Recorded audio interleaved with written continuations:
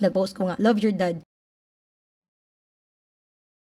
Point in your life nga down kay mo. When was that? Nung namatay akong father, last year lang. Nagkaon lang siya barbecue, then nakarjak siya kalit. That's the longest night of my life. We have to manually pump my dad. Kay without pump, kay dili gud siya makakano oxygen. But na jud ko sa point nga niluhod ko sa kwarto jud. Oh, Lord, let your will be done. Ano ko, pero ayaw lang pod nga si Papa, mawala siya nga, dili pa ko kastorya niya. Para di me, I think for me, kay mas better nga sa tanan nimong mastoryahan, sa tanan nimong maduulan kay ang Ginoo. Dapat na ko sa point nga, nag-praise and worship ko, hindi ko malimot ang ako ang music kay God is good. 3 weeks akong papa, on and off nga lang. Until such time nga, naging niya na kaya, namatay na gid siya. Last week, nag-post ko nga, love your dad. Because mine went to hospital and never came back home. Home alive. Sana magid si Lord nga, I am with you, I will rejoice with you. We don't need to stop believing Him kay tungod, wala ni ayon sa atong plan. God's plan is perfect good. We still need to continue believing in Him. Trust His plan.